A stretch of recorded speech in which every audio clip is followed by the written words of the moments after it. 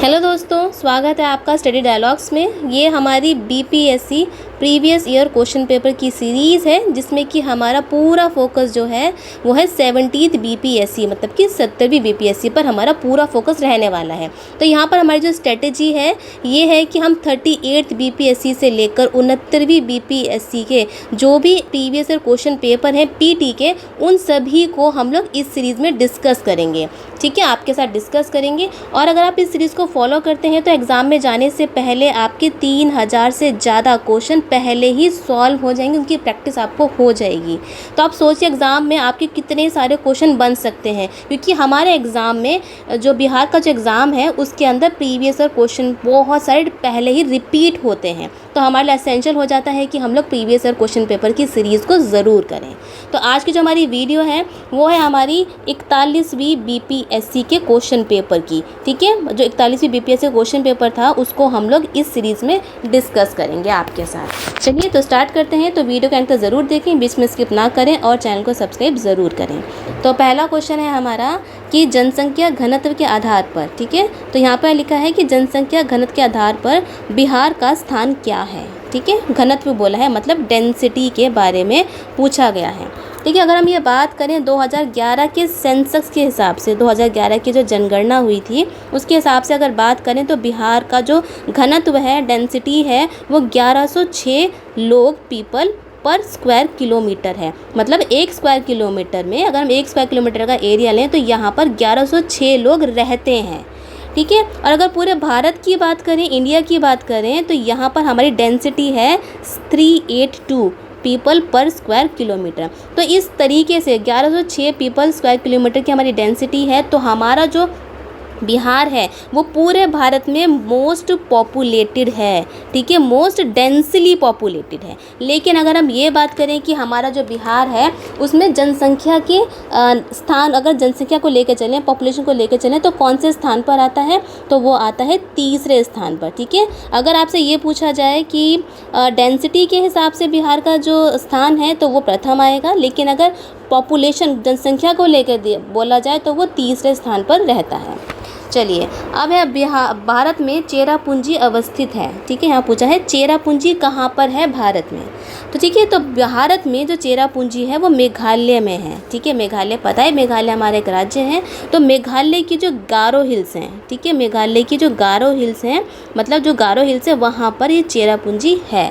अब ये पहले की बात है क्योंकि जो क्वेश्चन पेपर है वो आपका 1996 का क्वेश्चन पेपर है। तो इसलिए पूछा गया क्योंकि उस समय जो पूरे, अगर हम बात करें संसार का, विश्व में सबसे ज़्यादा बारिश चेरापूंजी में ही होती थी। लेकिन आज के समय में विश्व में सबसे ज़्यादा बारिश की बात करें तो वो आपकी मौसिन राम में होती है। कहाँ पर होती है, वो होती है आपकी मौसिन राम में। चलिए नेक्स्ट पे चलते हैं। नेक्स्ट है हमारा विदर्भ एक प्रादेशिक नाम है भारत में। ठीक है, विदर्भ सुना है हम सब ने।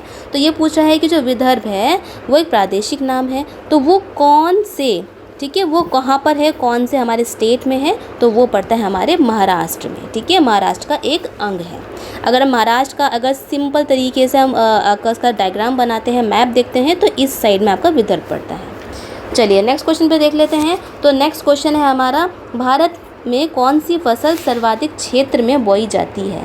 यहाँ बोला है कि भारत में ऐसी कौन सी क्रॉप है जो कि सबसे ज़्यादा एरिया में उसको बोया जाता है, तो वो है हमारे चावल। ठीक है, चावल को सबसे ज़्यादा भारत में बोया जाता है। फिर है भारत का सर्वाधिक पटसन उत्पादक राज्य। पटसन का मतलब क्या हो गया, पटसन का मतलब हो गया कि जूट। ठीक है, बोल रहे हैं कि भारत में सबसे ज़्यादा जूट कहाँ पर प्रोड्यूस होता है, कौन सा ऐसा राज्य है, तो वो है आपका पश्चिम बंगाल। कि पश्चिम बंगाल में सबसे ज़्यादा जूट होता है। अगर हम बात करें यहाँ पर, अगर हम बात करें कि इसमें यहाँ पर देश का कुल लगभग 95% का जो भाग है, इस भाग पर यहाँ पर पटसन उगाई जाती है। ठीक है, चलिए नेक्स्ट क्वेश्चन देख लेते हैं। नेक्स्ट क्वेश्चन है भद्रावती इस्पात केंद्र स्थित है। अभी देखिए, उससे पहले पहला क्वेश्चन देख लें। आपको पटसन के उत्पादन का मैंने बता दिया है कि पश्चिम बंगाल है। तो जो पश्चिम बंगाल है, अगर पूरे देश का जो पटसन है, जूट है, उसका 85% जो % भाग है वो पश्चिम बंगाल में ही उगाया जाता है। चलिए, अब है भद्रावती इस्पात केंद्र स्थित है। पूछा है कि जो भद्रावती आपका आयरन स्टील फैक्ट्री है वो कहाँ पर है, तो वो है भद्रावती नदी पर है। ठीक है, भद्रावती नदी पर है, जो कि कहाँ पर है, वो है कर्नाटका में। चलिए, अब है गंगा के मैदान की पुरानी कछारी मिट्टी कहलाती है। अब कछारी मिट्टी का मतलब क्या हो गया, ओल्ड एल्यूवियल सॉइल के बारे में यहाँ पर बात हो रही है। वो बोल रहे हैं कि गंगा की ओल्ड एल्यूवियल सॉइल जो है वो किस नाम से पुकारी जाती है, तो वो है, उसको बोलते हैं बांगर। ठीक है, क्या बोलते हैं हम, उसको बोलते हैं बांगर। चलिए, अब है हमारा भारत के अतिरिक्त, ठीक है, भारत के अतिरिक्त प्रायद्वीपीय पर्वत निर्मित हुए हैं। यहाँ बोला है कि भारत के जो अतिरिक्त प्रायद्वीपीय पर्वत हैं वो निर्मित हुए हैं। कहाँ पर निर्मित हुए हैं, वो हुए हैं पैलोजोइक महाकल्प में। मतलब जो पैलोजोइक आपका एरा था वहाँ पर प्रायद्वीपीय पर्वत भारत के निर्मित हुए हैं। फिर है हमारा कपास उद्योग जिन कच्चे मालों पर आधारित है वे हैं। ये बोला है जो आपका कॉटन जो इंडस्ट्री है, ठीक है, कॉटन इंडस्ट्री जो है वो रॉ मटेरियल पर बेस्ड होता है, आपको पता ही है। ठीक है, तो रॉ मटेरियल पर बेस्ड है, तो पूछा है कि वो आश्रित हैं, तो वो आश्रित हैं आपके भार सम मूलक। ठीक है, भार सम मूलक की बात है। मतलब जो आपकी जो कॉटन इंडस्ट्री है वो आपकी वेन गेन इंडस्ट्री है। ठीक है, जो उसका वेन गेन इंडस्ट्री है, ठीक है, तो मतलब क्या है, वेट गेन इंडस्ट्री। तो इसका मतलब क्या हुआ, जो भी कच्चा माल जब होता है, जो रॉ मटेरियल है हमारा, ठीक है, रॉ मटेरियल को जब हम उसको एक फाइनल गुड्स में उसको हम कन्वर्ट करते हैं, तो वो जो उसका फाइनल गुड होता है ना, वो जो होता है वो आपका हल्का होता है। ठीक है, ओ सॉरी, मतलब यहाँ पे क्या है, जो गुड्स हैं आपका, जो फिनिश गुड है, जो आपका लास्ट में जो माल बना है वो भारी है। ठीक है, वो आपका हैवी बना है, लेकिन जो आपकी रॉ मटेरियल कच्चा माल था वो आपका हल्का था। ठीक है, तो ये आपकी होती है कॉटन बेस्ड इंडस्ट्री। ठीक है, जैसे कि हम लोगों ने क्या करा कि कॉटन के जो रुई बना दी, कपड़े बना दिए, तो वहाँ पर जो कपड़े बने मतलब कॉटन से बहुत सारी चीज़ें बनती हैं, वो वेट गेन इंडस्ट्री हो जाती है, तो वो जो हैवी आपका मटेरियल बन के निकलता है, तो उसी को हम बोलते हैं भार सम मूलक। अब है पटना का स्थानीय समय। यहाँ पर बात हुई है कि जो पटना का जो स्थानीय समय है ये वही है जो भारतीय मानक समय है, सिंपल सी बात है। अब है विश्व का वृहत्तम डेल्टा निर्मित होता है। ठीक है, जो विश्व का वृहत्तम डेल्टा जो है वो निर्मित होता है, कौन बनाता है, गंगा ब्रह्मपुत्र द्वारा बनाया जाता है। गंगा आती है यहाँ से, ब्रह्मपुत्र आती है, फिर यहाँ पे सुंदरबन डेल्टा बनाते हैं। तो वही बात बोली गई है। अगर हम बात करें कि ये जो भारत और बांग्लादेश में ही बनता है, दोनों दो देशों में मिलकर बनता है आपका सुंदरबन डेल्टा, तो लगभग अगर हम बात करें तो 75,000 वर्ग मतलब कि स्क्वायर किलोमीटर में ये फैला हुआ है। चलिए, अब है विश्व की सर्वाधिक लंबी पर्वत श्रृंखला है। यहाँ पर ये बोला है कि पूरे वर्ल्ड की, ठीक है, पूरे वर्ल्ड की लॉन्गेस्ट माउंटेन रेंज पूछी है, तो वो है आपकी एंडीज़ माउंटेन। ठीक है, कौन सी है, वो है आपकी एंडीज़ माउंटेन। अगर हम बात करें जो आपका साउथ अमेरिका जो कंटिनेंट महाद्वीप है, वहाँ पर यहाँ से लेकर यहाँ तक पूरी ये फैली हुई है, तो पूरे विश्व की सबसे लंबी पर्वत श्रृंखला एंडीज़ है। अब सौर मंडल का सर्वाधिक गर्म ग्रह कौन सा है। ठीक है, सौर मंडल मतलब क्या, कुछ सोलर सिस्टम है, उसमें पूछा है सबसे हॉटेस्ट आपका प्लेनेट कौन सा है, तो वो है शुक्र ग्रह। तो शुक्र ग्रह मतलब क्या हो गया, शुक्र ग्रह मतलब है आपका वीनस, यहाँ पे वीनस बोला गया है। अब ये जो शुक्र ग्रह है, यहाँ पर जो इसका एटमॉस्फेयर है उसमें लगभग 97% कार्बन डाइऑक्साइड पाई जाती है। ठीक है, इसीलिए जो वीनस है वो पूरे सोलर सिस्टम का सबसे गर्म ग्रह है। अब है पृथ्वी को सूर्य की परिक्रमा करने में कितना समय लगता है, लगभग कितना समय लगता है, तो वो लगता है आपको 365.25 दिन। ठीक है, 365 दिन तो हम लोग राउंड फिगर में बोल देते हैं, लेकिन हमारे क्वेश्चन की बात है, एग्ज़ाम की बात है, तो हमें याद रखना होगा कि 365.25 दिन लगते हैं। फिर पृथ्वी पर घने वन अधिकतर मिलते हैं। ठीक है, यहाँ बोला है जो पृथ्वी है, अर्थ है, उस पर घने वन कहाँ मिलते हैं, तो वो आपको मिलते हैं विषुवत रेखा मतलब इक्वेटर के पास वाले एरिया में। ठीक है, क्योंकि इक्वेटर का जो एरिया है वहाँ पर बहुत सारे एवरग्रीन, बहुत सारे घने जंगल मिलते हैं, वहाँ पे ऐसे कंड्यूसिव एनवायरनमेंट्स बनता है कि वहाँ पे बारिश होती रहती है, बारिश की वजह से ही, कंड्यूसिव एनवायरनमेंट की वजह से वहाँ पर आपको घने जंगल मिल जाते हैं। चलिए, फिर है जिस तारामंडल के तारे ध्रुव तारे की ओर संकेत करते हैं, ठीक है, उसको क्या बोलते हैं? तो वो है आपका सप्तऋषि तारामंडल, ठीक है। सप्तऋषि तारामंडल जो है वो ध्रुव तारे की ओर संकेत करता है।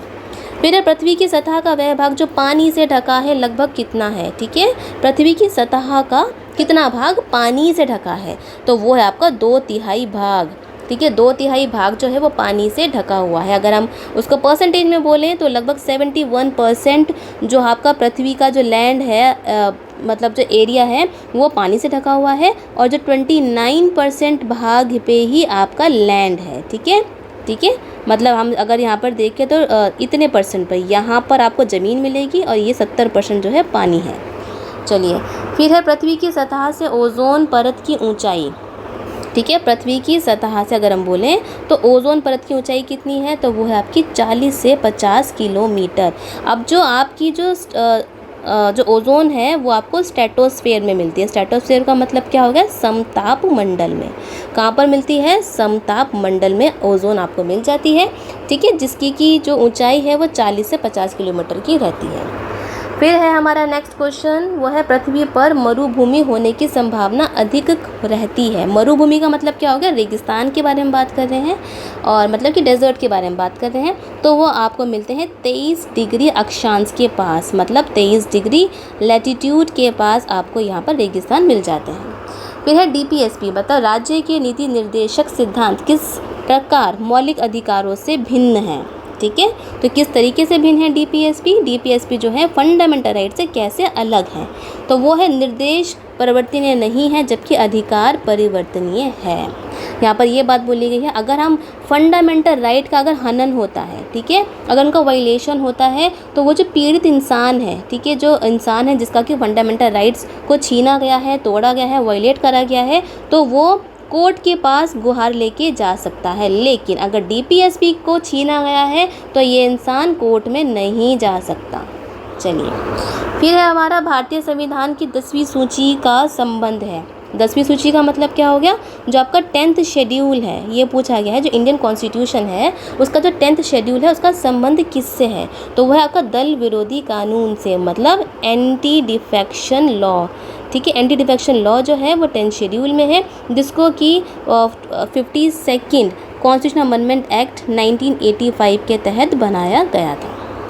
चलिए, फिर राष्ट्रपति द्वारा राज्यसभा में कितने व्यक्ति मनोनीत किए जाते हैं? यहाँ पर राज्यसभा की बात हो रही है। जो हमारे प्रेसिडेंट हैं वो राज्यसभा में कितने पर्सन्स को, लोगों को नॉमिनेट करते हैं? तो वो करते हैं 12 को। कितने करते हैं? 12 को। आम चुनाव में मतदान की आयु 21 वर्ष से घटाकर 18 कर दी गई।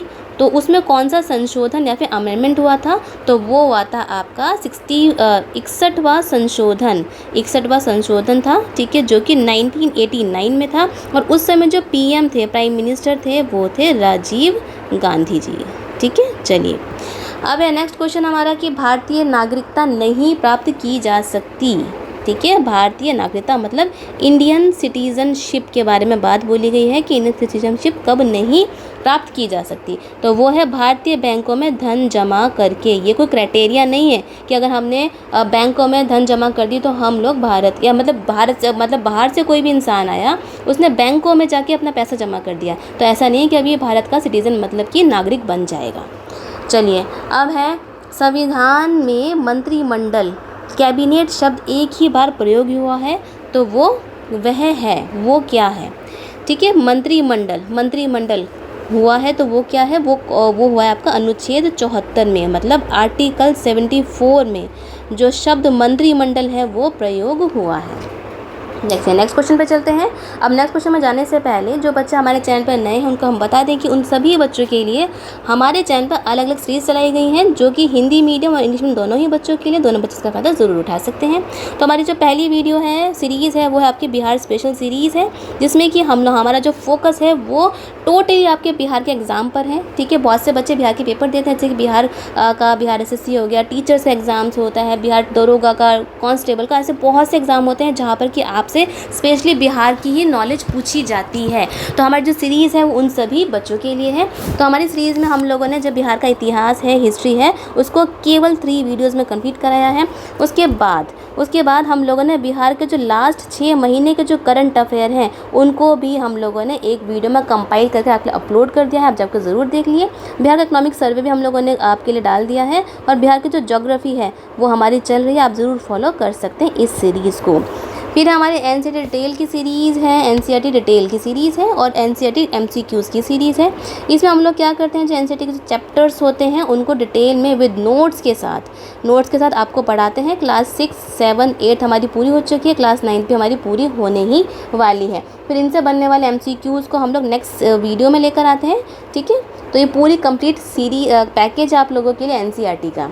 और फिर है हमारे जीएस 8 एमसीक्यूज़ की सीरीज़ है। यहाँ पर जो डेली करंट अफेयर होते हैं उनसे हम लोग चुनिंदा 8 एमसीक्यूज़ आपके लिए लेकर आते हैं और इनसे बनने वाले जो भी इंपॉर्टेंट जीके के पॉइंट्स होते हैं वो भी हम लोग डिस्कस करते हुए चलते हैं। फिर हमारी मंथली मैगज़ीन की वीडियो है जिसको कि हम लोग 1 लाइनर में लेकर आते हैं। जो जुलाई मंथ गया है उसको हम लोगों ने केवल 41 लाइनर में कंपाइल करके आपके लिए लेकर आए। तो ज़रूर देखिए आप लोग, बहुत ज़्यादा इंपॉर्टेंट सारे करंट अफेयर आपको इसमें मिल जाते हैं। फिर हमारी ट्रिक्स की वीडियो है। ट्रिक्स में हम लोग 5 एमसीक्यूज़ को डिस्कस करते हैं, अनोखे तरीके से डिस्कस करते हैं जिससे कि आपको जो क्वेश्चंस हैं वो टिप्स पर याद हो जाएं। फिर हमारी जीमेंस के टॉपिक्स की वीडियोस भी हैं। पॉलिटी एमसीक्यूज़ की वीडियो है, इसकी पूरी प्लेलिस्ट है, आप जाके इसको ज़रूर देखिए। अगर आप कम्युनिटी पे जाते हैं तो आपके लिए रेगुलर क्वेश्चन हम लोग डालते रहते हैं, तो आप इसका फ़ायदा ज़रूर उठाइए और चैनल को सब्सक्राइब भी करिए। वापस चलते हैं अपने क्वेश्चन पर। तो हमारा क्वेश्चन क्या है, नेक्स्ट क्वेश्चन है हमारा कि भारतीय संविधान के अनुसार राज्यों की विधायिका में सम्मिलित हैं, ठीक है। राज्यों की विधायिका में सम्मिलित क्या है, तो वो राज्यपाल, विधानसभा और विधान परिषद जहाँ पर इसका अस्तित्व है। मतलब भारतीय संविधान के अंदर विधायिका, राज्य की विधायिका में क्या बोल रहा है कि वहाँ पर गवर्नर होना चाहिए, लेजिस्लेटिव असेंबली होना चाहिए और लेजिस्लेटिव काउंसिल अगर है तो हम लोग इसको भी ऐड करेंगे। फिर है हमारा, तो आंसर हमारा हो गया चौथा। नेक्स्ट क्वेश्चन है हमारा कि राज्यसभा को स्थायी सदन कहते हैं, ठीक है। राज्यसभा को एक स्थायी परमानेंट सदन क्यों कहते हैं, क्योंकि इससे विघटित नहीं किया जा सकता, ठीक है। और साथ में कुछ सदस्य प्रति 2 वर्ष में अवकाश ग्रहण कर लेते हैं, इसीलिए हम लोग राज्यसभा को एक स्थायी सदन कहते हैं। फिर है भारत के राष्ट्रपति को यह अधिकार नहीं प्राप्त है। जो हमारे भारत के जो राष्ट्रपति हैं उनको अधिकार क्या नहीं प्राप्त है, उनको ये है कि उच्चतम न्यायालय के न्यायाधीश को वो हटा सके। क्यों, क्योंकि जो उच्चतम न्यायालय के जो न्यायाधीश होते हैं, उच्चतम न्यायालय के जो न्यायाधीश हैं उनका महाभियोग होता है, मतलब उनका इम्पीचमेंट होता है, ठीक है। उनको इम्पीचमेंट के द्वारा हटाया जा सकता है। तो वहाँ पे प्रेसिडेंट का रोल नहीं है, वहाँ पे प्रेसिडेंट का वहाँ पर रोल है हमारे पार्लियामेंट का, मतलब कि संसद का वहाँ पर पार्ट आ जाता है। फिर हमारा संसदीय मंत्री परिषद के मंत्री उत्तरदायी होते हैं, ठीक है। क्या क्वेश्चन पूछा है कि संघीय मंत्री परिषद के मंत्री उत्तरदायी होते हैं केवल लोकसभा के प्रति। मतलब यहाँ बोला है जो काउंसिल ऑफ मिनिस्टर्स हैं, ठीक है, जो काउंसिल ऑफ मिनिस्टर हैं वो कलेक्टिवली रेस्पॉन्सिबल किसके लिए हैं, तो वो है लोकसभा के लिए। चलिए, अब है मौलिक कर्तव्यों को निर्धारित किया गया है। जो आपके फंडामेंटल ड्यूटीज़ हैं उनको कौन से अमेंडमेंट में, कौन से संशोधन द्वारा निर्धारित किया गया है, तो वो है आपका 42nd मतलब 42वां संशोधन के द्वारा। अभी जो आपके फंडामेंटल ड्यूटीज़ हैं, मौलिक कर्तव्य हैं, वो पार्ट 4 में आते हैं और उनका आर्टिकल की बात करें तो 51A इसका आर्टिकल है। चलिए नेक्स्ट पे चलते हैं। अब नेक्स्ट है हमारा भारतीय संविधान को संविधान सभा द्वारा अंगीकृत किया गया था, ठीक है। संविधान सभा द्वारा जो आपकी कॉन्स्टिट्यूशन असेंबली थी वहाँ पर बोला है जो हमारा इंडियन कॉन्स्टिट्यूशन है उसको अंगीकृत कब करा गया था, तो ये करा गया था 26 नवंबर 1949 में, ठीक है, 1949 में करा था। तो उस समय उस दिन अडॉप्ट करा गया था हमारे संविधान को, जिसमें कि 284 लोग प्रेजेंट थे, ठीक है। और इसी दिन 26 नवंबर के ही दिन हम लोग कॉन्स्टिट्यूशन डे भी सेलिब्रेट करते हैं, मतलब संविधान दिवस भी सेलिब्रेट किया जाता है। फिर है भारतीय संविधान का 73वां संशोधन प्रावधान करता है। क्या बोलता है कि पंचायत चुनावों को आदेशात्मक तथा लोकसभा एवं विधानसभा चुनावों के समकक्ष बनाने को ये हमारा जो संशोधन है, अमेंडमेंट, ये बोलता है। फिर निम्नलिखित में से कौन आर्थिक विकास के लिए प्रत्यक्ष रूप से महत्वपूर्ण नहीं है? ठीक है, यहाँ बोला आर्थिक विकास मतलब इकोनॉमिकल डेवलपमेंट के बारे में बात बोली है कि कौन सा इम्पोर्टेंट नहीं है, तो वो है मुद्रा की मात्रा। ठीक है, मूल्य स्थिरता होना इम्पॉर्टेंट है अगर हम लोग इकोनॉमिक डेवलपमेंट की बात करते हैं। ठीक है, रिसोर्सेज का हम लोग यूज़ करते हैं, संसाधनों का यूज़ करना, बचत दर का यूज़ होना, लेकिन मुद्रा की मात्रा यहाँ पर कोई भी इफ़ेक्ट नहीं डालती है हमारे इकोनॉमिक डेवलपमेंट में। ठीक है, चलिए अब नेक्स्ट है हमारा क्वेश्चन कि भारत सरकार की आय का सबसे बड़ा स्रोत कौन सा है? ठीक है, सबसे बड़ा स्रोत कौन सा है? तो वो होता है हमारा उत्पादक कर। चलिए, भारत में सबसे प्राचीन वृहत स्तरीय उद्योग है, मतलब यहाँ बोला है कि सबसे पुराना लार्ज स्केल इंडस्ट्री कौन सी है भारत में? तो वो है आपकी कपास मतलब कि कॉटन। अब बोला है कि जीवन बीमा निगम एक उदाहरण है। किसका उदाहरण है? वो है निवेश बैंक का। ठीक है, किसका उदाहरण है? वो है इन्वेस्टमेंट बैंक का। नेक्स्ट पे चलते हैं। अब नेक्स्ट है हमारा, चलो आगे चलते हैं। फिर है अंत्योदय या निम्नलिखित स्रोत में से किससे भारतवर्ष में सबसे अधिक विद्युत प्राप्त किया जाता है? यहाँ बोला है कि इसमें से ऐसा कौन सा सोर्स है जहाँ पर कि सबसे ज़्यादा हम लोग इलेक्ट्रिसिटी उत्पन्न करते हैं। ठीक है, इलेक्ट्रिसिटी उत्पन्न करते हैं, तो वो है आपका तापीय ऊर्जा। ठीक है, मतलब ताप विद्युत से हम लोग लगभग 80% से भी ज़्यादा जो इलेक्ट्रिसिटी है वो हम प्रोड्यूस कर लेते हैं। चलिए, फिर है अंत्योदय कार्यक्रम का उद्देश्य है। उसका उद्देश्य उस समय क्या था? ठीक है, वो है गरीबों में सबसे गरीब की सहायता करना, गरीबों में भी उस गरीबों से भी उसमें से भी और गरीबों की सहायता करना। फिर है इसको देखो, ये क्वेश्चन नंबर 40 है, ये नहीं करना है। ठीक है, ये उसी टाइम का है। फिर हमारा 41 क्वेश्चन, तो यहाँ पर ये बोला गया है कि जो नीचे दिए गए जो भी हमारे वक्तव्य हैं उनमें से कथन ए और दूसरा जो कारण है, पहला जो ए वो कथन है। ठीक है, यहाँ पर कथन है और जो दूसरा बी है, आर है, वो उसका कारण है। तो दोनों का हमें ध्यान से पढ़ना है। तो यहाँ पर ये बोला गया है कि जो समवित्तीय ग्रामीण विकास कार्यक्रम जैसे अन्य कार्यक्रमों में उतनी सफलता नहीं मिली जितनी आशा की जाती है, तो ये बिल्कुल सही है। सेकंड है केंद्रीकृत ढांचे के कारण कार्यान्वयन अपर्याप्त रहा है, ये आपका गलत है। तो आंसर हमारा सी आ जाता है। ठीक है, फिर नेक्स्ट क्वेश्चन है कि भारत की प्रमुख खाद्य फसल है। ठीक है, मतलब बोला है कि जो भारत है, हमारा इंडिया है, उसकी सबसे इम्पॉर्टेंट फूड क्रॉप कौन सी है? तो वो है आपकी चावल की। जो चावल है वो हमारी फूड क्रॉप है, सबसे ज़्यादा इम्पॉर्टेंट। चलिए अब नेक्स्ट हमारा क्वेश्चन है कि भारतीय योजना आयोग, ठीक है, भारतीय योजना आयोग के पदेन अध्यक्ष मतलब एक्स ऑफिसियो होते हैं। अब देखिए, भारतीय योजना आयोग की बात है, मतलब जो प्लानिंग कमीशन है उसके बारे में बात की जा रही है। अब तो नहीं है क्योंकि इसको हटाकर नीति आयोग आ चुका है। ठीक है, तो पहले की बात है तो उसके जो अध्यक्ष थे वो होते थे प्रधानमंत्री। अब है योजना आयोग का स्वरूप क्या है। ये जो योजना आयोग, तो ये भी पुरानी बात है, प्लानिंग कमीशन है। तो जो प्लानिंग कमीशन थी, आपकी योजना आयोग था, वो परामर्शदात्री संस्था थी। ठीक है, जिससे कि हम परामर्श ले सकते थे, सलाह देती थी ये। फिर है भारत में आर्थिक विकास अवरुद्ध रहा है, मुख्यतः कहाँ पर रहा है? अकुशल कृषि व्यवस्था के कारण।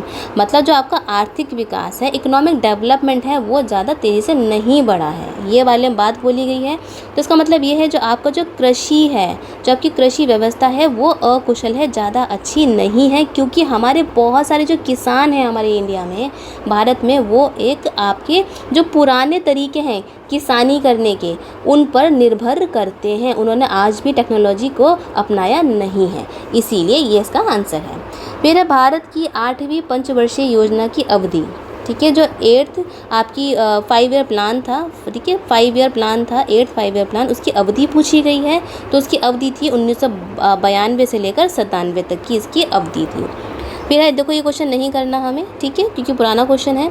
अब है, यदि किसी ऐनक को लेंसों की शक्ति +2 डायोप्टर हो तो उसका फोकस दूरी कितनी होगी। ठीक है, अब देखो जो आपके लेंस होते हैं चश्मों में, उसमें फोकस दूरी, ठीक है, जो फोकस दूरी होती है उसका जो आपका फॉर्मूला होता है वो है 100/d।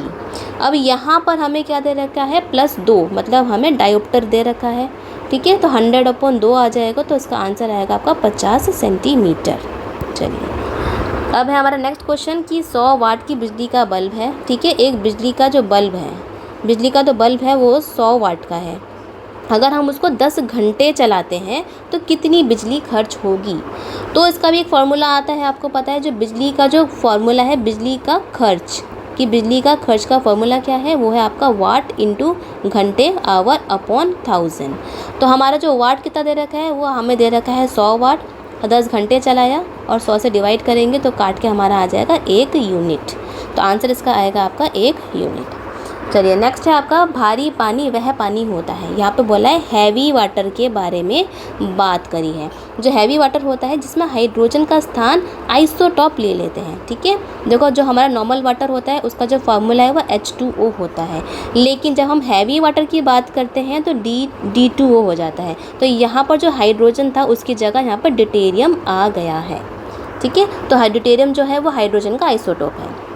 चलिए, अब है ठंड के दिनों में लोहे के गुटकों और लकड़ी के गुटकों की प्रातः काल छुएं तो लोहा का जो गुटका है वो ठंडा लगता है। मतलब एक जगह आपको लोहे की छड़ी पड़ी है, एक जगह यहाँ पे लकड़ी की छड़ी पड़ी है। ठीक है, तो ठंड के दिनों में जब हम सुबह सुबह छुएंगे तो हमें जो लोहा है वो बहुत ठंडा लगेगा लकड़ी की जो छड़ी है उससे कंपैरिजन में। क्यों? क्योंकि लकड़ी की तुलना में जो लोहा जो है ऊष्मा का अच्छा चालक है।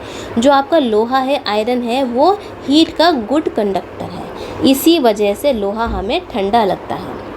फिर है हवा में जिस गैस की मात्रा सबसे अधिक होती है। अब देखिए जो एयर का है उसमें सबसे ज़्यादा अधिक मात्रा किसकी होती है। ठीक है, आप सबने पढ़ा भी, हम लोगों ने आपको NCERT में भी पढ़ाया है ये चीज़, कि जो हवा में 78% जो है आपकी नाइट्रोजन होती है। उसके बाद 21% आपकी ऑक्सीजन होती है। ठीक है, 21%, पूरा का पूरा 21% आपका ऑक्सीजन हो गया। उसके बाद क्या आता है आपका जो है 0.3% कार्बन डाइऑक्साइड होती है, फिर आर्गन, ये सारी हीलियम, इनके बाद ये सारे पोर्शन आपके आ जाते हैं। तो हमसे पूछा गया है कि हम सबसे ज़्यादा किसकी परसेंटेज है, वो है नाइट्रोजन की। चलिए नेक्स्ट क्वेश्चन पे चलते हैं। तो सही आंसर इसका नाइट्रोजन है। सौर मंडल का सबसे बड़ा ग्रह, मतलब कि सबसे बड़ा प्लैनेट की बात बोली गई है यहाँ पर। तो क्या है इसका आंसर, वो है बृहस्पति, मतलब कि जुपिटर। जो जुपिटर है वो हमारे सोलर सिस्टम का सबसे बड़ा प्लैनेट है। फिर है सेल्सियस स्केल पर, अगर हम सेल्सियस स्केल पर देखें तो मानव शरीर का सामान्य तापमान क्या होता है, तो वो है आपका 36.9 सेल्सियस। ठीक है, 36.9 से अगर हम ओवरऑल बोले 37 हम बोल देंगे। अगर हम फ़ारेनहाइट की बात करें तो उसमें होता है 98.6 फ़ारेनहाइट। ठीक है, फ़ारेनहाइट में इतना टेम्परेचर होता है, सेल्सियस में इतना टेम्परेचर होता है। ये हमारा एक नॉर्मल टेम्परेचर हमारे मानव शरीर का। फिर है परमाणु नाभिक के अवयव हैं। परमाणु नाभिक मतलब हो गया, यहाँ पर पूछा है आपसे एटॉमिक न्यूक्लियस के बारे में पूछ रहे हैं कि एटॉमिक न्यूक्लियस में उसके कौन से अवयव हैं, तो वे प्रोटॉन है और न्यूट्रॉन है। मतलब जो एटॉमिक हमारा जो न्यूक्लियस में प्रोटॉन बीच में होते हैं, तो साइडों में इसमें होते हैं इलेक्ट्रॉन। ठीक है, बीच में प्रोटॉन और न्यूट्रॉन होते हैं। फिर मच्छर भगाने वाली दवाओं में सक्रिय रसायन है। ठीक है, मच्छर भगाने वाली दवाओं में हम लोग एलिथ्रिन को यूज़ करते हैं। ठीक है, एलिथ्रिन को यूज़ करा जाता है जिससे कि मच्छर सूंघकर इसको भाग जाते हैं। फिर किसी परमाणु नाभिक का आइसोटोप है। आइसोटोप वह नाभिक है जिसमें प्रोटॉनों की संख्या वही होती है परंतु न्यूट्रॉन की संख्या भिन्न होती है। प्रोटॉन की संख्या सेम रहेगी, ठीक है, लेकिन वहाँ पर जो न्यूट्रॉन है वो डिफरेंट हो जाएंगे। ठीक है, उसको हम बोलते हैं आइसोटॉप। चलिए फिर नेक्स्ट क्वेश्चन है हमारा, 20 वर्ष की आयु में मानव शरीर की हड्डियों की संख्या होती है। 20 वर्ष की आयु में पूछी है, तो देखो वैसे तो 206 होती है, लेकिन यहाँ पर हमें कोई भी एग्जाम्पल मतलब कोई भी ऑप्शन नहीं है, तो उसके पास वाला हमारा 200 का आंसर है। फिर है स्त्रियों की तुलना में पुरुष अधिक वर्णांधता से पीड़ित हो सकते हैं। मतलब यहाँ क्या पूछा है, ये पूछा है आपका ब्लाइंडनेस, जो आपके जेनेटिक ब्लाइंडनेस होती है ना, उसके बारे में बात करी गई है। तो जेनेटिक ब्लाइंडनेस है वो पुरुषों में बहुत ज़्यादा होती है एज़ कम्पेयर टू फीमेल, मतलब कि अगर हम औरतों की मतलब स्त्रियों की बात करें। क्यों? क्योंकि जो हमारे जो मेल जो होते हैं उनके अंदर केवल एक्स क्रोमोसोम ही पाया जाता है, ठीक है, एक्स क्रोमोसोम ही पाया जाता है। तो उसकी वजह से तो मेल में क्या होता है, मेल में केवल एक एक्स क्रोमोसोम होता है, मतलब जो एक्स वाई हो गया मेल में, और फीमेल में एक्स एक्स क्रोमोसोम होते हैं, ठीक है। चलिए अब यहाँ पे लिखा है कि HIV द्वारा होने वाला रोग है, ठीक है। जो HIV वायरस है उससे क्या होता है, उससे एड्स होता है, ठीक है। अब है निम्नलिखित में से कौन सा एक कंप्यूटर भाषा नहीं है, कंप्यूटर भाषा कौन सी नहीं है, तो वो है फास्ट। बिहार में सबसे कम जनसंख्या वाला, वो हमारा पुराना क्वेश्चन है ये वाला। चलिए नेक्स्ट क्वेश्चन पे चलते हैं। फिर है पटना को प्रांतीय राजधानी बनाया था, ठीक है। पटना को प्रांतीय राजधानी किसने बनाया था, तो वो बनाया था शेर शाह ने, ठीक है, शेर शाह ने बनाया था। अब ये जो बात है वो बोली गई है मुल्ला दाऊदी, ठीक है। जो मुल्ला दाऊदी हैं उनकी किताब है तारीख़-ए, ठीक है, तारीख़-ए दाऊदी। उसमें ये एक्सप्लेन करा गया है, व्याख्या की गई है कि शेर शाह ने 1541 में, ठीक है, 1541 में पाटलिपुत्र नगर में एक मजबूत किले का निर्माण करवाया था। उसने पटना को ही बिहार की राजधानी बनाया था, ठीक है। तो हमने यहाँ पे क्या सीख लिया कि पटना को प्रांतीय राजधानी शेर शाह ने बनाया, 1541 में बनाया। मुल्ला दाऊदी के तारीख़-ए दाऊदी में ये बात बोली गई है। चलिए अब है झारखंड, ठीक है। यहाँ पे क्या लिखा है, जो झारखंड है, देखो झारखंड के बारे में पुराना क्वेश्चन है, फिर ये भी नहीं करना हमें। चलिए अब नेक्स्ट पे फिर है हमारा, हाँ 66 करना है हम लोग को। तो यहाँ पे क्या लिखा है, जो छोटा नागपुर काश्तकारी कानून कब पारित हुआ था, तो ये हुआ था 1908 में। चलिए अब है बिहार में औद्योगिक वित्तीय सहायता प्रदान करने हेतु कौन सा प्रमुख वित्तीय संस्था है, तो वह है बिहार राज्य वित्तीय निगम। अब है 17वीं जो शताब्दी है उसमें बिहार में सोने की खानें कहाँ स्थित थी, ठीक है। यहाँ पे 17वीं शताब्दी के बारे में बात करी गई है, तो वो थी पटना में। अब बिहार में गौ हत्या रोकने के लिए गौरक्षणी सभाओं की स्थापना किस वर्ष हुई थी, तो वो हुई थी 1882 में, ठीक है, 1882 में हुई थी। अब यहाँ बोला गया है कि बिहार में किस वर्ष उड़ीसा बिहार से पृथक हुआ था। यहाँ पे उड़ीसा के बारे में बोला गया है, तो बिहार से जो उड़ीसा हटा था वो 1936 में हटा था। लेकिन अगर हम बात करें 1912 में, तो 1912 में बिहार जो है वो बंगाल से अलग हुआ था। उस समय बिहार और उड़ीसा एक ही थे। लेकिन 1936 में बिहार से उड़ीसा भी अलग हो गया। और अगर हम 2000 की बात करें, सन 2000 मतलब 15 नवंबर 2000 में, तो झारखंड है वो बिहार से अलग हो गया। तो 3 डेट से हमें याद रखनी है। फिर है बिहार में पटसन उद्योग की पट्टी स्थित है, ठीक है। पटसन उद्योग मतलब जो कॉटन बेल्ट की बात कर रहे हैं, ठीक है। तो कहाँ पर स्थित है, तो वो है आपके उत्तर पश्चिमी बिहार के मैदानों, मतलब जो नॉर्थ वेस्ट बिहार में जो प्लेन्स है वहाँ पर है। उसके बाद उत्तर पूर्वी बिहार के मैदान, मतलब कि नॉर्थ ईस्ट बिहार के मैदानों में ये स्थित हैं। तो आंसर है हमारा 1 और 2। बिहार में कृषि योग्य भूमि का कितना प्रतिशत, देखो ये पुराना है, आगे चलो, फिर ये भी नहीं करना हमें, ठीक है। फिर है हम लोग चलते हैं 74 नंबर पर। तो यहाँ पर है कि छोटा नागपुर पठार की मुख्य फसल क्या है, तो वो है आपकी दलहन और मकई, ठीक है। दलहन और मकई के बारे में बात करी गई है। बिहार का ये पुराना है। नेक्स्ट पे चलते हैं। फिर है हमारा, देखिए ये भी छोटा नागपुर के जंगल हैं। अब छोटा नागपुर के बारे में बात करी है, तो उसके जंगल जो हैं वो पतझड़ वाले भी हैं, सवाना वाले भी हैं। चलिए फिर है बिहार में तराई प्रदेश विस्तृत है, तो वो कहाँ पर है, भारत और नेपाल की सीमा के समांतर। देखिए यहाँ पर हम पता है ये हमारी इंडिया है, ठीक है, ये हमारी इंडिया है। यहाँ से अब यहाँ से बात करें तो यहाँ पर हमारा बिहार पड़ता है, और ये जो है ये नेपाल है, ठीक है, ये नेपाल हो गया, ये हमारा बिहार हो गया। तो यहाँ पर बात क्या बोली गई है कि जो बिहार का तराई प्रदेश, तो ये जो एरिया है बिहार और नेपाल का जो समांतर वाला एरिया, यहाँ पर तराई प्रदेश पड़ते हैं, ये हमारा क्वेश्चन है। आगे चलते हैं। नेक्स्ट है हमारा कि वर्ष 1993 ये नहीं है, ठीक है, हाँ 79 है कि बिहार के में प्रस्तावित महिला आयोग की अध्यक्ष कौन करेगा, ठीक है। अब बोला है महिला आयोग की अध्यक्षता। अब देखो पुराना क्वेश्चन है, तो अब की अगर हम बात करें जो बिहार का जो स्टेट कमीशन है, बिहार स्टेट वुमेन कमीशन की बात कर रहे हैं, तो इसकी जो चेयरपर्सन है, ठीक है, इसकी जो अब की चेयरपर्सन है, जुलाई 2024 के बारे में बात कर रहे हैं, तो वो है आपकी अश्वमेध, ठीक है, अश्वमेधी देवी, ठीक है। अगर पूछ लेते हैं तो हमें क्वेश्चन का आंसर देकर आना है। फिर है ये भी नहीं है, फिर हमारा 82 है डायरेक्ट, यहाँ पर बोल 82 भी नहीं है। चलिए नेक्स्ट है, नेक्स्ट चलिए वर्ष, देखो ये भी पुराना है, ये भी पुराना है, ठीक है, ये भी है, हम ये भी नहीं करना हम लोगों को। चलिए अब है हमारा, आगे चलते हैं, आगे 89 हो गया, उसके बाद ये भी नहीं, और चलते हैं आगे। देखो सारे पुराने हैं क्योंकि हम लोग को नई तैयारी कर रहे हैं, तो हम इसमें स्टैटिक लेकर चल रहे हैं इसके अंदर, ठीक है। मिल गया हमारा क्वेश्चन। 95 हमारा क्वेश्चन है कि विगत वर्षों में बौद्ध भिक्षुगण बिहार में आंदोलन करते रहे हैं, नियंत्रण प्राप्त करने के लिए किसके लिए करते रहे हैं, तो वो करते रहे हैं आपके गया के महाबोधि मंदिर के पर नियंत्रण प्राप्त करने के लिए।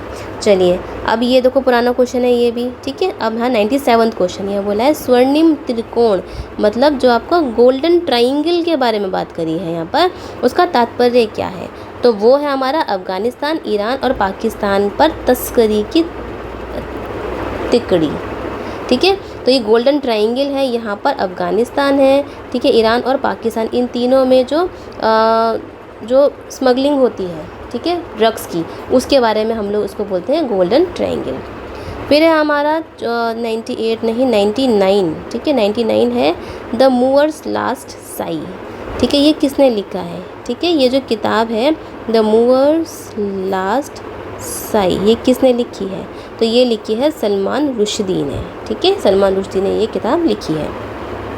चलिए अब है हमारा नेक्स्ट क्वेश्चन, ये भी पुराना है, हाँ अब यह है एवरेस्ट शिखर पर चढ़ने वाली दूसरी भारतीय महिला कौन थी, तो वो थी संतोष यादव। अगर हम पहली भारतीय महिला की बात करें तो बचेंद्री पाल थी, और जो संतोष यादव थी, ठीक है, जो संतोष यादव है ये माउंट एवरेस्ट पर 2 बार चढ़ी है। चलिए अब है हमारा नेक्स्ट क्वेश्चन है, नेक्स्ट ये रहा कि संत कबीर के सम्मान में मगहर महोत्सव प्रारंभ किया था, कब किया था, 1990 में किया था। निम्नलिखित में से मूल अधिकारों का संरक्षण कौन करता है, तो वो करता है न्यायपालिका। मूल अधिकार मतलब क्या है, फंडामेंटल राइट, तो फंडामेंटल राइट में आर्टिकल 32 में ये बोल रखा है जो सुप्रीम कोर्ट है और जो हाई कोर्ट है ये हमारे मूल अधिकारों का जो है संरक्षण करता है। हाई कोर्ट नहीं आता इसमें, सुप्रीम कोर्ट है आर्टिकल 32 में केवल, ठीक है। आगे है दक्षिण एशियाई प्राथमिक व्यापार समझौता साप्टा, ठीक है, साप्टा की बात करी है कि उसका जो औपचारिक उद्घाटन हुआ था तो वो हुआ था 7 दिसंबर 1995 को।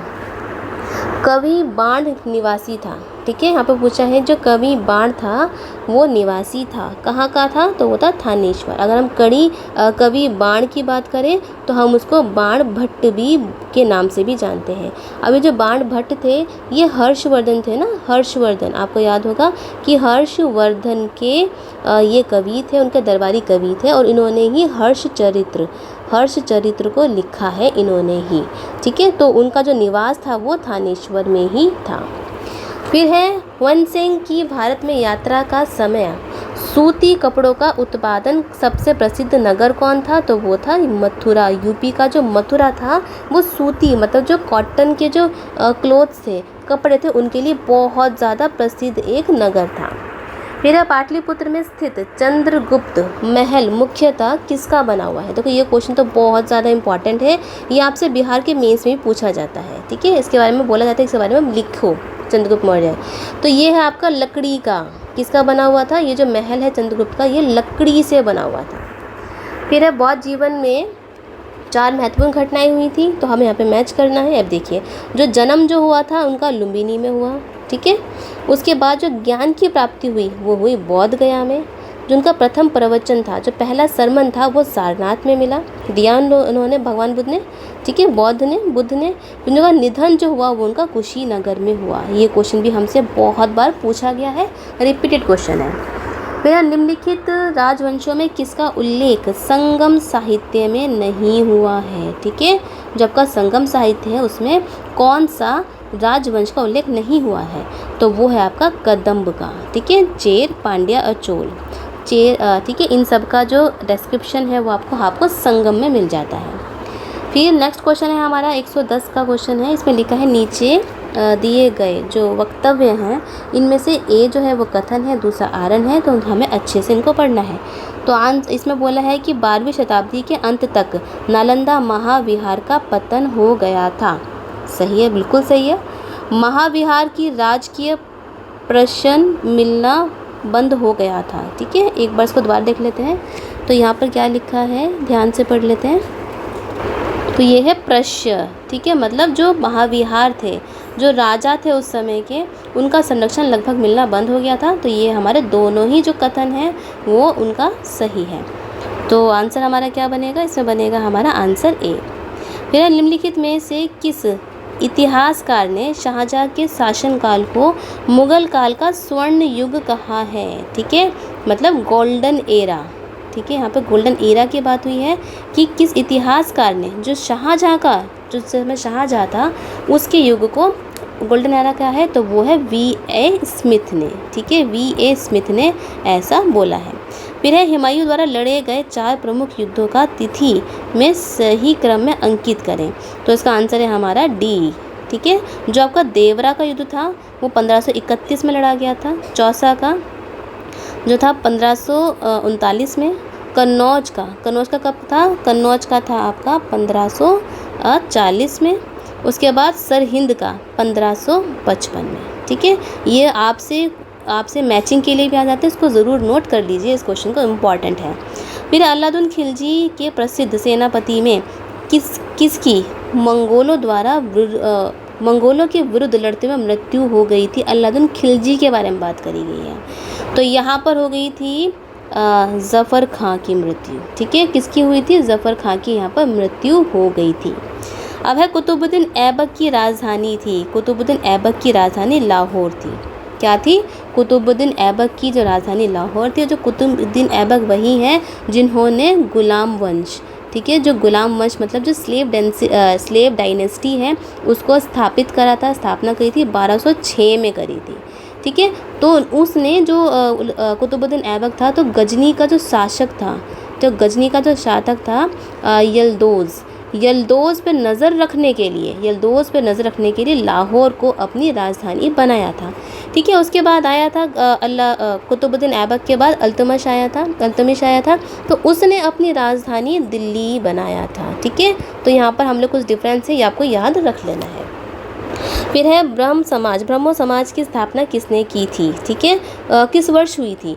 तो ये हुई थी आपकी 1829 में हुई थी, और इसकी जो स्थापना करी थी वो राजा राम मोहन रॉय ने करी थी, ठीक है, राजा राम मोहन रॉय ने इनकी स्थापना करी थी। फिर है हमारा निम्नलिखित में से कौन आत्मीय सभा के संस्थापक थे। जो आत्मीय सभा थी आपकी, जो आत्मीय सभा है उसके संस्थापक कौन थे, तो उसके संस्थापक भी राजा राम मोहन रॉय ही थे, ठीक है। इसकी स्थापना कब हुई थी, इसकी स्थापना जो हुई थी वो 1815 में करी गई थी, और कहाँ करी गई थी, कलकत्ता में, ठीक है, कलकत्ता में इसकी स्थापना करी गई थी। अब आगे चलते हैं। फिर आगे है निम्नलिखित में से किसने ऑल इंडिया मुस्लिम लीग की स्थापना करी थी, ठीक है। ऑल इंडिया मुस्लिम लीग की स्थापना किसने करी थी, तो वो थी नवाब सलीमुल्लाह खान ने, ठीक है। किसने करी थी, नवाब सलीमुल्लाह खान ने ऑल इंडिया मुस्लिम लीग की स्थापना करी थी। फिर है यहाँ पे लॉर्ड वेलेस्ली की सहायक संधि को स्वीकार करने वाला पहला मराठा सरदार कौन सा था, ठीक है। लॉर्ड वेलेस्ली की बात कर रहे हैं यहाँ पे, ठीक है। किसने ऐसा कौन सा मराठा सरदार था जिसने कि लॉर्ड वेलेस्ली की जो संधि थी उसको स्वीकार करा था, तो वो था पेशवा बाजीराव द्वितीय।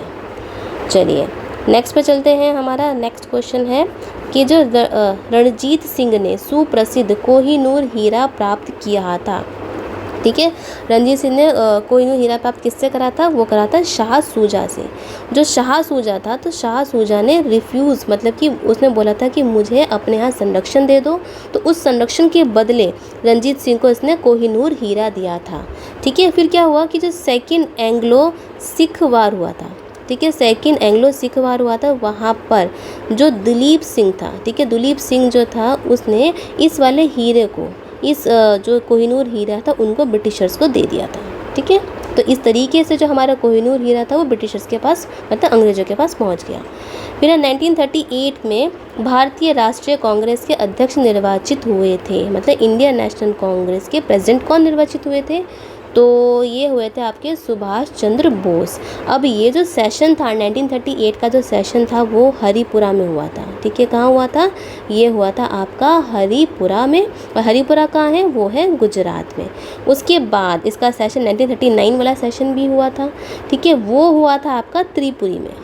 ठीक है, इसमें हुआ था त्रिपुरी में।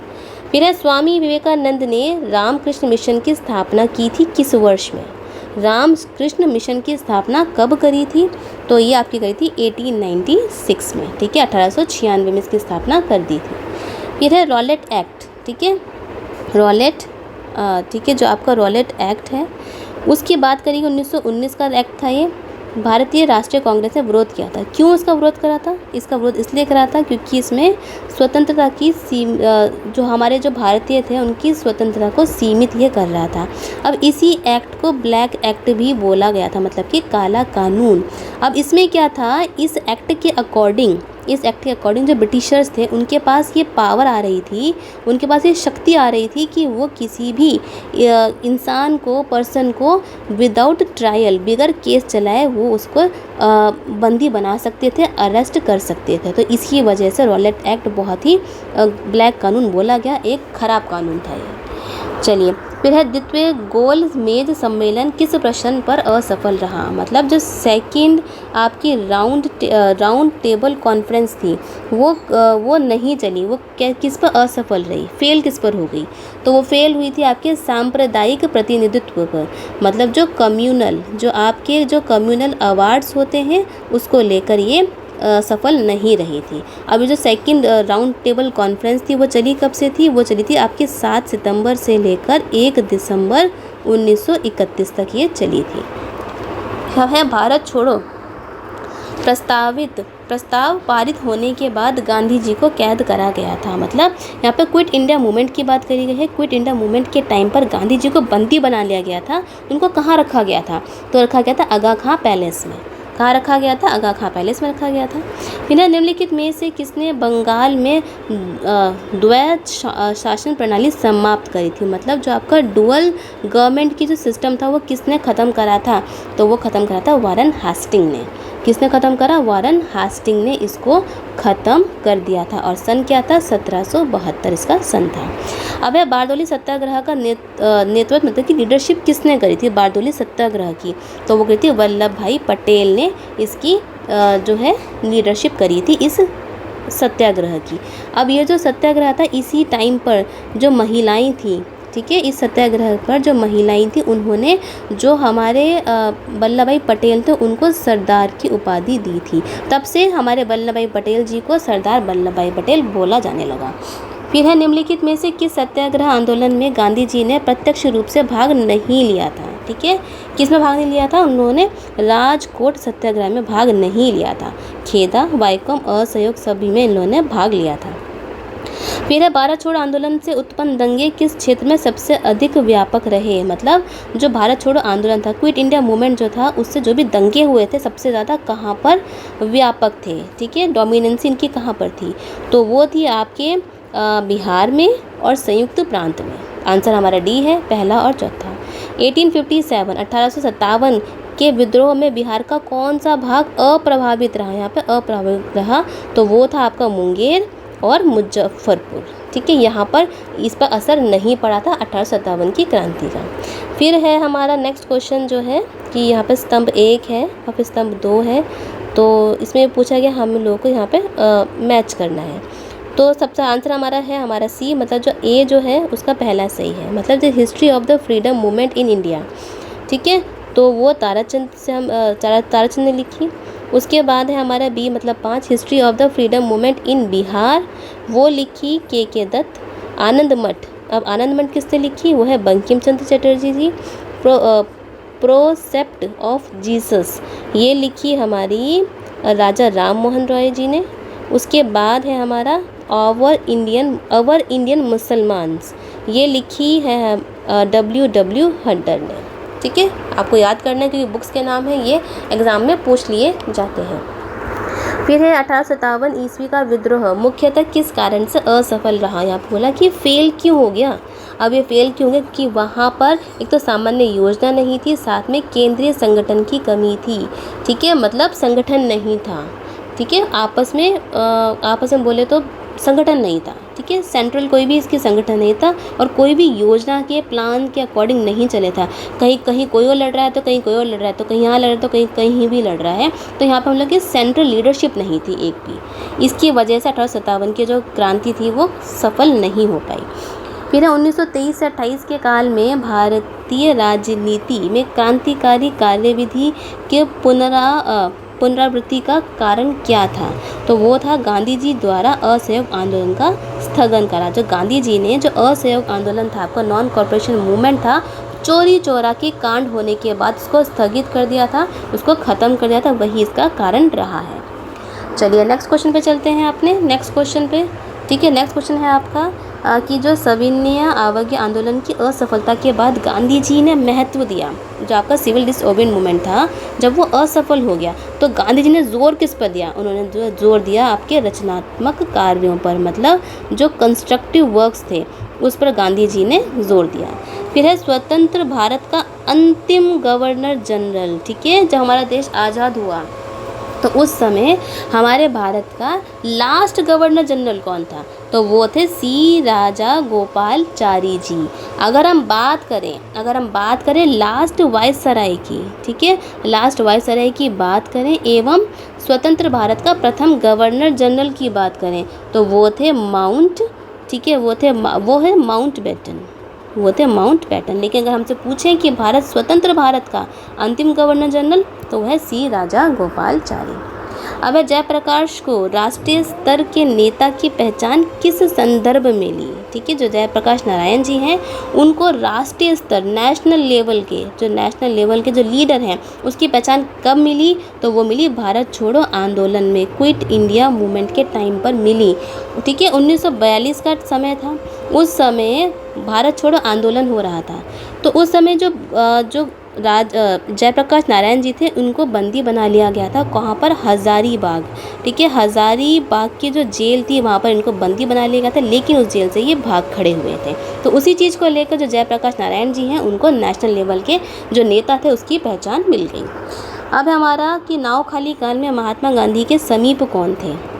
ठीक है, नाव खाली जो काल था, ठीक है, जो नाव खाली जो राइट्स हुए थे उसमें सबसे समीप कौन थे, तो वो थे आपके जो नाव खाली राइट्स हुए थे वो कब हुए थे, 1946 में हुए थे। 1946 में हुए थे, ईस्ट बंगाल में हुए थे, ये हमें पता होना चाहिए। ठीक है, अब यहाँ पर क्या हुआ था कि इस समय जो राइट्स आपके हुए थे उसमें हिंदू और मुस्लिम दोनों पर ही अटैक हुआ था। अब हमसे क्वेश्चन क्या पूछा है कि नाव खाली काल में महात्मा गांधी जी के समीप कौन थे, तो वो थे प्यारेलाल। ठीक है, तो कौन थे, वो थे प्यारेलाल। अब है करो या मरो, मतलब डू और डाई का नारा किसने दिया, ये तो बहुत ही आसान क्वेश्चन है, तो ये दिया था महात्मा गांधी जी ने। अगर हम बात करें गदर पार्टी की स्थापना हुई थी किस वर्ष में हुई थी, ठीक है, किस वर्ष में हुई थी, तो ये हुई थी आपकी 1913 में हुई थी। ठीक है, 1913 में हुई थी। और इस गदर पार्टी को स्थापित किसने करा था, ठीक है, तो ये करा था लाला हरदयाल ने। ठीक है, किसने करा था, लाला हरदयाल जी ने इसको स्थापित करा था। फिर है होम रूल आंदोलन भारत के स्वतंत्रता संग्राम में एक नए चरण के आरंभ में द्योतित था। क्यों था, क्योंकि इसने भारत के सामने स्वशासन की एक ठोस योजना रखती थी। जो होम रूल मूवमेंट था, तो उस समय इसने क्या बोला था, होम रूल मूवमेंट बोलता था कि सेल्फ रूल होना चाहिए। तो इसी की वजह से, होम रूल मूवमेंट की वजह से हम लोगों ने सेल्फ रूल, अपना खुद का स्वशासन मांगा और उसकी मांग करी। फिर है 19वीं शताब्दी के उत्तरार्ध में नव हिंदूवाद के सर्वश्रेष्ठ प्रतिनिधि कौन थे। ठीक है, तो कौन थे इसके थे स्वामी विवेकानंद जी। अब ये देखिए इसके बाद में सारे जो क्वेश्चंस हैं वो हमारे मैथ के हैं, क्योंकि हमारे बीपीएससी में 10 क्वेश्चन आपके मैथ के भी आते हैं। तो आप इनको खुद से करिए, पैटर्न देखिए किस तरह के क्वेश्चन पूछे जा रहे हैं, क्योंकि इन्हीं में से क्वेश्चन रिपीट होते हैं, यही टॉपिक रिपीट होते हैं। ठीक है, तो हमारी वीडियो आज की यहीं पर ख़त्म होती है। अगर आपको इन क्वेश्चंस में से कहीं पर भी डाउट है तो आप हमें कमेंट करके ज़रूर पूछिए। वीडियो कैसी लगी ये भी बताइए, और वीडियो को पे अगर कोई भी सजेशन है हमारे चैनल को लेकर तो आप वो भी हमसे पूछ सकते हैं। और ये जो हमारी वीडियो है इसकी जो पीडीएफ है, ठीक है, जो हमारी पीडीएफ है उसकी जो ये जो हमारी वीडियो है इसकी पीडीएफ आपको हमारे टेलीग्राम पर मिल जाएगी। ठीक है, उसका लिंक हम लोग नीचे दे देंगे। और नेक्स्ट वीडियो में हम लोग आपके साथ डिस्कस करेंगे 42वीं बीपीएससी पीटी का क्वेश्चन पेपर, जल्द ही आपके साथ डिस्कस करेंगे। तो वीडियो को शेयर कीजिए, लाइक कीजिए और सब्सक्राइब ज़रूर करिए। तो मिलते हैं नेक्स्ट वीडियो में। Happy learning.